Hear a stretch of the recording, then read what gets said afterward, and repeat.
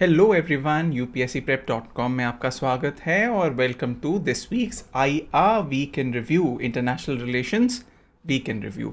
तो इस वीक हम शुरू करेंगे 1 to 7 ऑफ अगस्त के इंटरनेशनल रिलेशंस के इम्पोर्टेंट एरियाज और इश्यूज को।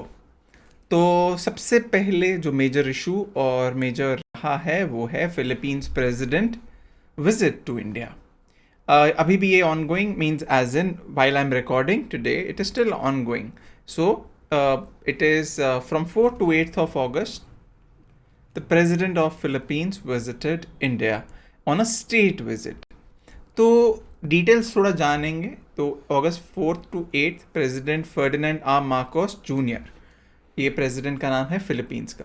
Now it's a small country but then country is very important in terms of geo political location, उसका strategic importance for India because it is becoming a very important defense buyer like BrahMos from India.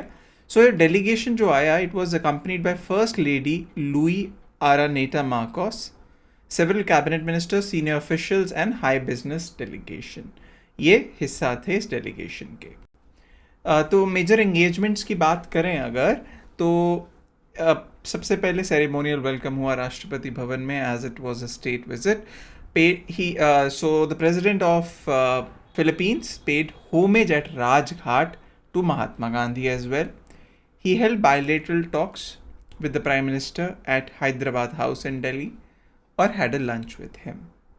He also met President Draupadi Murmu, or Draupadi Murmu, the president, held a banquet in the honor of Philippines president.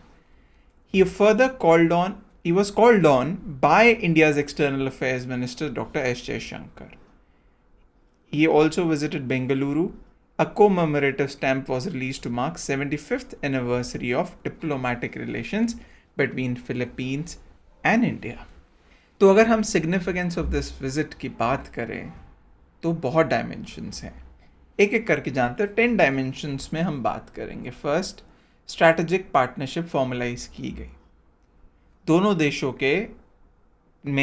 देशों ने अपने बीच officially strategic partnerships को relationship में elevate कर दिया।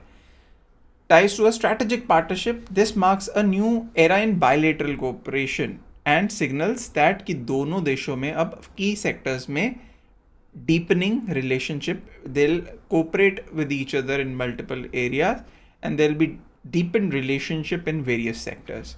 75 years of diplomatic relations commemorate किए गए, reinforcing historical bonds or shared values. Defense and security cooperation, I feel ये बहुत important aspect है because BrahMos missile deal को further expand किया गया। As you know, India और रशिया के बीच के पार्टनरशिप से ब्रह्मोस मिसाइल बनाई जाती और ये प्राइमरली इंडिया में बनाई जाती और इंडियन यूज़ के लिए, बट इंडिया ने इसको एक्सपोर्ट करना शुरू किया। Philippines is a very important country and recently operation Sindoor में ब्रह्मोस की कैपेबिलिटी का दुनिया को पता चला। And looking at that, Philippines president has decided that it will further now missile खरीदेंगे बट ऑल्सो जॉइंट प्रोड्यूस करेंगे और and a landmark India Philippines joint naval exercise होगी जो कि हो भी रही थी in South China Sea with in Manila's मतलब फिलीपींस के exclusive economic zone. As you know, ये अप टू 200 नॉटिकल माइल्स होती है, right. Institutionalisation of ministerial defence dialogue. Institutionalise मतलब कि एक रेगुलर बेसिस पे, टाइमली बेसिस पे डिफेंस डायलॉग होगा मिनिस्ट्रियल लेवल पे, defence minister of both the countries, और strengthening of defence, maritime and coast guard cooperation होगी in response to regional security challenges including South China Sea. So clear cut यहाँ objective में दोनों देश के है China. As you know, Philippines continuously issue उठाती रही है about China's claims of the islands close to Manila and interference in its exclusive economic zone. In fact India ने ये जो नेवल एक्सरसाइज की है फिलीपींस के साथ, उसका भी प्रोटेस्ट चाइना ने किया। इकोनॉमिक एंड ट्रेड लिंकेजेस, दोनों देशों ने ट्रेड को बढ़ावा देने की बात की है with the mutual pledge to double bilateral trade by 2030। ठीक है, negotiations for bilateral preferential trade agreement and digital payments collaboration, इस पे भी दोनों ने एग्रीमेंट किया है। और फिलीपींस आज एशियान के अंदर भारत के लिए बहुत इम्पोर्टेंट फार्मा एक्सपोर्ट्स की destination. Science, technology, digital innovation दोनों ने कोलैबोरेट करेंगे। They've made an agreement in digital economy, fintech, space, cyber security, digital infrastructure such as India's offer to support the Philippines sovereign data cloud. फिर बात करेंगे people to people and cultural ties की। Free e tourist visa मिलेंगे for Filipinos to India, और visa free entry मिलेगी for Indians visiting the Philippines for up to 14 days। New youth exchange programme होगा, expanded scholarships under India technical and economic cooperation programme. Connectivity और travel, plans for direct flights between India और Philippines होगी, expected to enhance business, tourism और people to people contacts. Cooperation on regional and global issues, दोनों देश मिलकर काम करेंगे। Both nations have reaffirmed their support for ASEAN centrality, cooperation in Indo Pacific and rule-based maritime order in line with concerns about regional stability।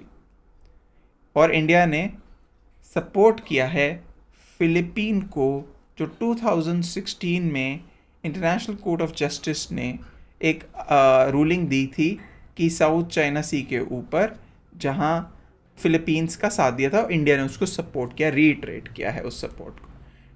और दोनों देश disaster relief, humanitarian assistance, green energy पे काम करेंगी। India's continued role in supporting Philippine nationals in emergency। तो हाउती attacks जब हुए थे, एक शिप से फिलीपींस के नेशनल्स को रेस्क्यू किया गया था। सिंबॉलिक एक्ट्स, कोमेमोरेटिव स्टैम्प्स को रिलीज किया गया। तो ये था सिग्निफिकेंस, राइट। अब बात करते हैं फिलीपींस ऑन मैप। हमने फिलीपींस के बारे में जान लिया, ये एशियान रीजन है, right. This is ASEAN reason.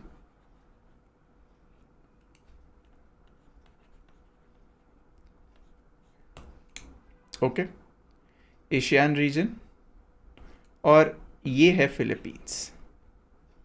India किधर है? इंडिया आपको to the west of ASEAN region. तो Philippines, as you can see, there are thousands, बहुत आइलैंड्स हैं, it's full of islands. Capital इसकी मनीला है, but there are some of the important cities, Cebu city, दबाव, क्वेजोन city, Luzon करके अलग अलग cities हैं, अलग अलग आइलैंड्स पर। और अगर आप देखेंगे एक्सक्लूसिव इकोनॉमिक जोन, ये साउथ चाइना सी आता है, इंडिया ने यहीं एक्सरसाइजेस की थी। तो बहुत इंपॉर्टेंट है इसकी लोकेशन, अगर आप जानना चाहें। Pacific Ocean is on the one side, South China Sea on the other. South में इसके आपको कई कंट्रीज़ मिलेंगी, जहाँ मलेशिया है, इंडोनेशिया है, right. Pacific island countries on one side and Asian countries on the other. अगर हम नॉर्थ की तरफ जाएं तो इवेंचुअली कोरियन पेनिनसुला रहेगा, राइट। ये है फिलीपींस ऑन मैप। अब हम इस हफ्ते की न्यूज़ इन शॉर्ट्स पर आते हैं। तो कई इंपॉर्टेंट न्यूज़ रही हैं, उसको हम शॉर्ट में कवर करेंगे। तो firstly 13th India UAE joint defence cooperation committee की मीटिंग हुई। जॉइंट किस चीज़ की? इंडिया और यूए, यूनाइटेड अरब एमिरेट्स के बीच में जॉइंट डिफेंस कोऑपरेशन कमेटी की मीटिंग। क्या की आउटकम्स हुई इस मीटिंग में? दोनों देश जॉइंट मैन्युफैक्चरिंग करेंगी, replicating the model of collaboration between ICOMM and Caracal for small arms production, खासकर स्मॉल आर्म्स प्रोडक्शन। टेक्नोलॉजी को डेवलप करेंगी। डिस्कशंस हुई हैं on co developing next generation technologies in emerging areas, जैसे कि AI, autonomy and cyber security. MOU sign हुआ है Indian coast guard और UAE की नेशनल गार्ड के बीच में, जहां ये दोनों अब कोलैबोरेट करेंगी in search and rescue operations, anti piracy missions, pollution control response and maritime situational awareness में। दूसरा इंपॉर्टेंट जो न्यूज़ इन शॉर्ट रही वो first BIMSTEC traditional music festival हुआ। कहाँ हुआ, क्या है ये बिम्स्टेक, इसको जानते हैं। ये Indian council of cultural relations, बहुत इंपॉर्टेंट ऑर्गेनाइजेशन है, ICCR ने सप्तसुर, दैट इज 7 सुर, इसका ये कॉल्ड सप्तसुर, फेस्टिवल का नाम है सप्तसुर, 7 नेशंस 1 मेलेडी। ये इस witness the celebration of distinct musical traditions of the 7 BIMSTEC countries. ये फेस्टिवल एक प्लेटफॉर्म है जहाँ सातों देश के जो डाइवर्स कल्चरल हेरिटेज को सेलिब्रेट किया जाता है। तो कौन से 7 देश इसमें जो बिम्स्टेक की कंट्री है? सारे के सारे, बांग्लादेश, भूटान, इंडिया, म्यांमार, नेपाल, श्रीलंका और थाईलैंड। अगर हम बे ऑफ बंगाल के अराउंड बाउंड्री बनाएं, एक्सेप्ट नेपाल और भूटान, तो ये देश आते हैं। बिम्स्टेक क्या है? BIMSTEC is Bay of Bengal initiative for multi sectoral trade and economic cooperation. Okay, ये है बिम्स्टेक। तो आपको देखा कि ये ट्रेड और इकोनॉमिक कोऑपरेशन पे ही फोकस कर रहा है। तो ये 7 मेंबर स्टेट्स है lying in the littoral and adjacent areas of Bay of Bengal. ये 1997 में फॉर्म हुई थी बैंकॉक डिक्लेरेशन साइन होने के बाद। तो ये क्या करता है? साउथ और साउथ ईस्टर्न एशियन नेशंस को जो बॉर्डर करती है बे ऑफ बंगाल, ये यूनाइट करता है ऑर्गेनाइजेशन। तो फाउंडिंग मेंबर्स थे उस टाइम पे 97 में बैंकॉक डिक्लेरेशन। तो थाईलैंड तो होगा ही क्योंकि बैंकॉक में साइन हुआ था, बांग्लादेश, इंडिया और श्रीलंका। अभी 7 मेंबर्स है, 3 और मेंबर्स जो ज्वाइन हुए थे वो थे म्यांमार, नेपाल और भूटान। ऑब्जेक्टिव है to help countries in their economic growth, to support social development and to encourage development in other areas जैसे कि साइंस, टेक्नोलॉजी, इकोनॉमिक डेवलपमेंट। तो ये 1.7 बिलियन पीपल को इकट्ठा लाता है, 22% of world population with a combined GDP of $5 trillion. BIMSTEC का secretariat है Dhaka, Bangladesh. OPEC plus news में था क्योंकि they have made another large oil output hike in market share push. तो अपना उन्होंने ऑयल आउटपुट को बढ़ाया है, ये न्यूज़ थी। इसी के साथ हम जानेंगे कि ओपेक और ओपेक प्लस क्या है। OPEC that is organisation of the petroleum exporting countries. OPEC एक परमानेंट इंटरगवर्नमेंटल ऑर्गेनाइजेशन है मेजर ऑयल एक्सपोर्टिंग नेशंस जो 1960 में फॉर्म हुआ था, which coordinate and unify petroleum policies among its members, stabilize global oil prices and secure both fair returns for producers and reliable supply for consumers. On the other hand, जो OPEC plus है उसमें additional 10 countries join हुई थी, expanded collision है। 2016 में और countries जो eventually oil producing और एक्सपोर्टिंग कंट्रीज बनी, उन्होंने भी ओपेक ज्वाइन किया, बनाई OPEC plus.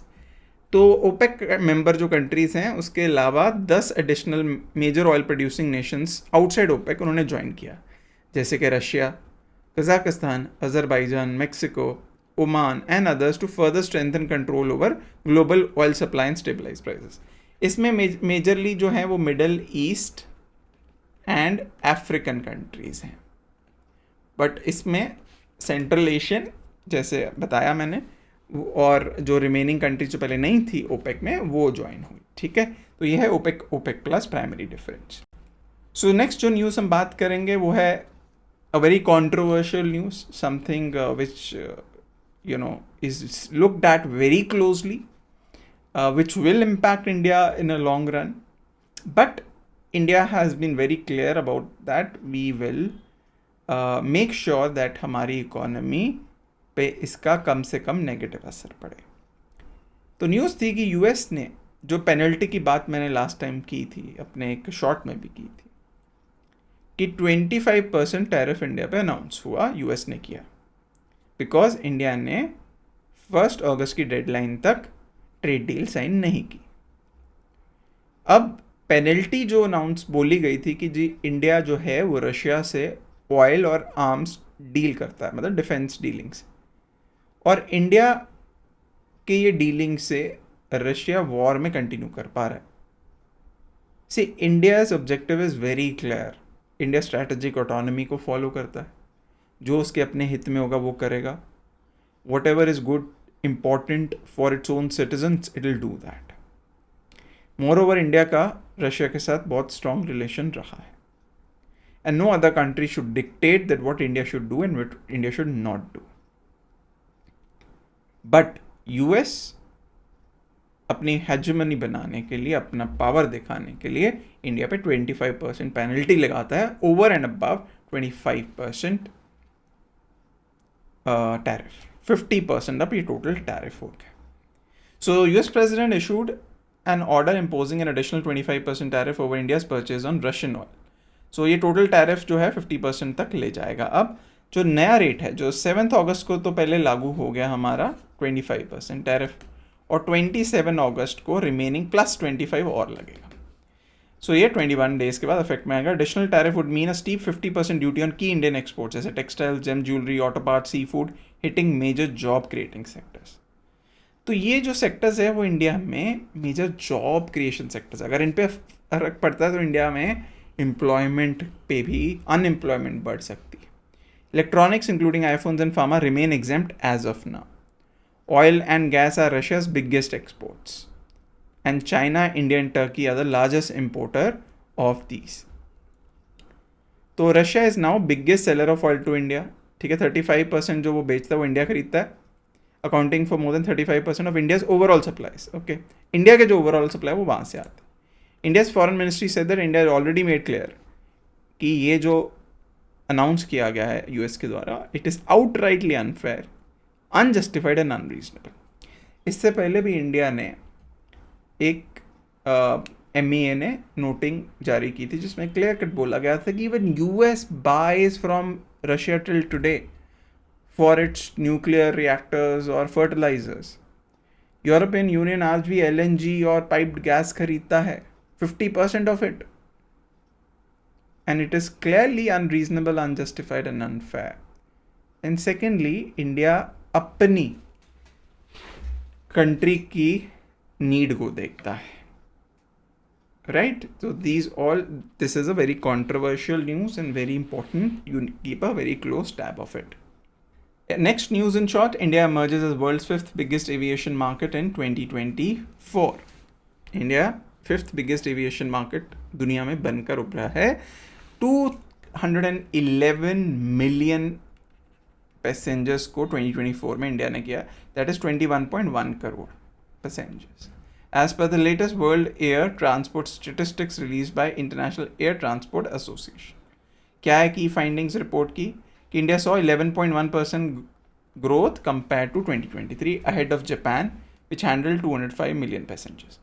US remains world biggest aviation market, 876 million passengers 2024, growing 5.2% year on year. China second biggest passenger market with 741 million passengers, growth of 18.7% compared to 2023. UK third number पे है with 261 million passengers और Spain fourth पे 241 million. India 5th पे. ठीक है, तो figures include all international and domestic passengers departing और arriving in each country. So airport pair ranking बात करें तो Asia Pacific dominated busiest airport pair rankings. Jeju Seoul was the busiest route globally with 13.2 million passengers, और Mumbai Delhi ranked 7th globally with 5.9. Jeju Seoul ये pair है, pair मतलब एक जगह से दूसरी, ये सबसे बिजिएस्ट रूट रहा. और मुंबई और दिल्ली ये ranked 7th globally with 5.9 million passengers annually. Russia ने विड्रॉ कर दिया है intermediate range nuclear forces treaty से, INF treaty, intermediate range nuclear forces treaty. तो रशिया ने विड्रॉ कर लिया. क्या है ये ट्रीटी? जो INF ट्रीटी है ये दिसंबर 1987 में साइन हुई थी US और फॉर्मर सोवियत यूनियन के बीच, और ये फोर्स में आई थी 1 जून 1988. इसमें दोनों देश, both countries required to eliminate their ground launched ballistic and cruise missiles that could travel between 500 and 500 kilometres by an implementation deadline of 1 June 1991. इसके अंतर्गत दोनों देश जो है अपनी ग्राउंड लॉन्च बैलिस्टिक और क्रूज मिसाइल्स को एलिमिनेट करेंगे. It was crucial to Euro-Atlantic security for decades and it eliminated a whole category of nuclear weapons that threatened Europe in 1980. इससे अब रशिया ने विड्रॉ कर लिया है. ऑफ कोर्स कंसर्न्स हैं कि US सपोर्ट कर रहा है यूक्रेन को वॉर में, और these are the clear double standards what Russia feel.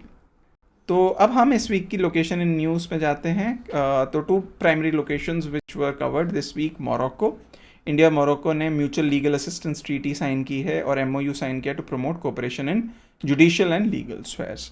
तो जो MLAT जो यूजुअली बोलते हैं mutual legal assistance treaty focuses on civil and commercial matters enabling both countries to cooperate in service of judicial documents. मतलब कि दोनों के जो लॉज हैं वो म्यूचुअली एग्री किए जाएंगे। मतलब अगर इंडिया में कोई किसी को एब्सकॉन्डिंग है और मोरक्को में, तो मोरक्को इंडिया के साथ कोऑपरेट करेगा और उसको इंडिया के लॉ के हिसाब से वापस भेजेगा, इस तरीके से। It also focuses on exchange of legal expertise, training and research to ensure effective implementation. Joint coordination committee will be establish to plan annual cooperation programmes. तो अगर हम लोकेशन की बात करें मोरक्को की, ये नॉर्थ वेस्ट अफ्रीकन कॉन्टिनेंट में coastal country है और ये बहुत नियरली एडजॉइन होती है, आप देख पा रहे हैं, यूरोप को। और Morocco is also one of the important countries जहाँ से माइग्रेशन होती है by sea to Europe, illegal migration. आप on the west is Atlantic ocean, so it is adjoining Atlantic and थोड़ा हिस्सा जो है वो मेडिटरेनियन सी के साथ लगता है। तो बहुत इम्पॉर्टेंट मोरक्को कंट्री है। वेस्टर्न सहारा इसके साउथ में आता है, अल्जीरिया है, मॉरिटियाना, ये कंट्रीज़ हैं जो एडजॉइन करती हैं। मॉरिटियाना नॉट रियली, अगर आप देखें western Sahara, but Morocco is a very very important culturally rich country.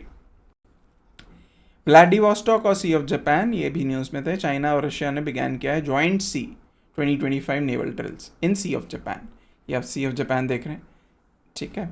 और 3 डे एक्सरसाइज है नियर व्लादिवोस्टॉक, ये इसके पास। Involve operations like submarine rescue, anti submarine warfare, air defence and maritime combat with 4 Chinese warships participating. तो ये reason बहुत ही 2 तरीके से ये रीजन न्यूज़ में रहा। एक तो यहाँ क्या आया है, यहाँ अर्थक्वेक आया, राइट, 8.8 मैग्नीट्यूड का। दूसरा चीज़ ये यहाँ नॉर्थ कोरिया, चाइना, रशिया, ये 3 एक क्लोज कंट्रीज़ हैं।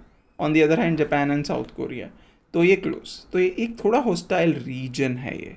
तो और यहाँ आपको US interests, US naval interests, army interest भी मिलेंगे, मतलब यहाँ बेसिस विद साउथ कोरिया और जापान, ठीक है। तो this is what we cover this week in IR review of the week from 1st to 7th August. I hope you liked it. For more such videos, keep watching Learn with UPSC Prep, and I'll see you next week with the next IR review of the week. Thank you so much.